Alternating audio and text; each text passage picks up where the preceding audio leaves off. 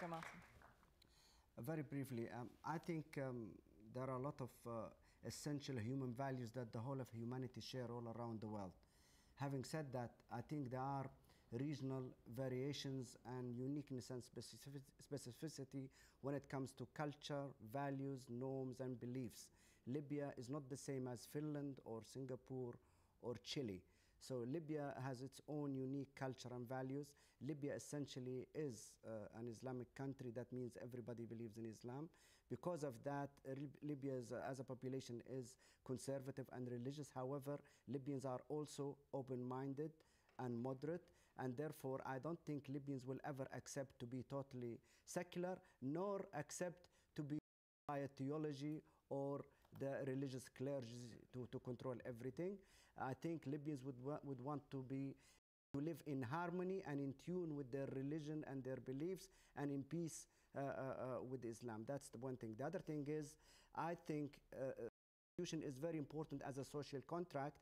Otherwise, the alternative is chaos. We need a social contract that we can refer to when we have disagreements. It's a bit like having a football match with no rules and whatsoever. Imagine in each match there will be few killed. So we will need the constitution. However, a constitution strength from the legitimacy that people give it. People are above the constitution. If people decide to change a constitution or nullify a constitution or have a totally new constitution, they can do so. The constitution does not become more legitimate than the people who give it that power. That's why we have referendums where they change parts of constitution or change constitutions altogether. That's why if the Libyan people today, and as Ilham said, 68% were born after 1969. If the great majority of Libyan people today want to have a total constitution, modern, that takes into consideration all the advances in human rights and in technology and everything else that happened in the last 60 years, I think they are entitled to do that. The constitution 1951 is great for that time, but it's the Libyan people are more important than any drafted constitution. Thank you. Mr. Maya. I think Gaddafi, for 42 years, has committed many mistakes.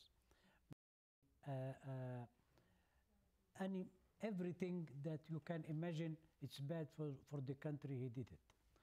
But as Sadat once talked after he took power after Abdel Nasser, he said that I can repair everything. I can repair roads, I can repair telephones, infrastructure, but my problem is how to repair the souls and brains of the people who were completely destroyed by the first regime. Now, this is exactly what happened in Libya for 42 years. We can repair everything. We can repair our roads, we can repair our telephones, our infrastructure, but the problem, how to repair the Libyan minds. Now, for 42 years, I give you an example. The man who was born in 1965, he's 5 years old before the revolution.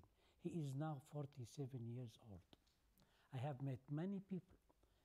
They are afraid, scared of the word of parties, political parties. No, please, no. Why no parties? I said, now we are talking politics. He said, yes. And the three of us are talking politics. He said, we are now trying to plan a strategy for our future. They say, yes. And this is a party. No. Don't name it a party. Name it anything else. Because for 42 years, he says that partism is a khiyana. Is a treasury. Is a treason. Yeah, is a treason. You see, so this is our problem now. What is our duty? What to do? How to repair these problems? We need to make we are the educated people. We need to teach the people what is the constitution, what does mean parties, what does mean the elections, what does mean the presidential system and the parliamentary system. They don't know it. They are all ignorant. I'm sorry to say that.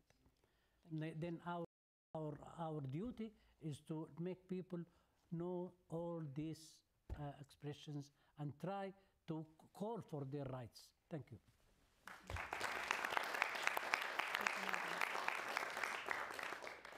Thank you. I know Gaddafi, he did deprive us of the constitution for 40 years, but Libyans were not really bothered because they have their own primitive, sort of like tribal constitution that they refer to. And until now, it's still being used. I mean, the other day we saw the conflict between Murshfana and Zawiya. A few tribal leaders came from everywhere and just sat there and sorted the problem out without resorting to constitution. But this is not to say that we should not have a constitution. Yes, we have to have a constitution, and we have to have a written constitution. And in order to start, as Ilham said, that we need to educate public about constitution. So why not to start with the old constitution, amend the old constitution and start with it, because it's safer.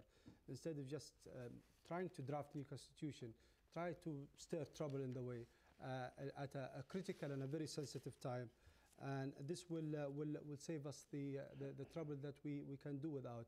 So the old constitution with amendments will do for the time being, and with a strategy to improve on it or introduce something better when we have better educated public. Thank you. Thanks. I think clearly we've identified that there's going to be a fine balance in fulfilling people's expectations, stabilizing the country, as you say, but really implementing reforms that last and really address people's needs for generations to come in Libya. But I don't propose to know that perfect balance, but perhaps the interim government should really prioritize establishing some interim procedures to build on what they've already put in place, so that way more time could be had for these discussions, and the mass education that we've identified is really critical. But most importantly, I think all Libyans need to be a part of this process, and that the women's issue isn't just tacked on, but it's really, women are really meaningfully integrated in every way. Thanks.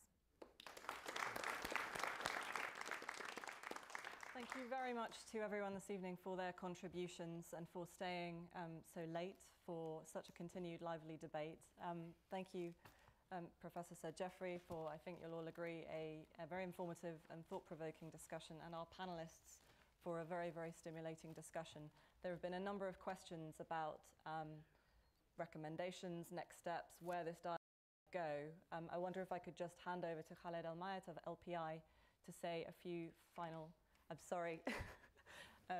to say a few final closing remarks about LPI and the next steps and where this work might go. Certainly. We are very time restrained now, and so I'll keep this very brief. I've been asked to close the debate, but really this is just the beginning of it.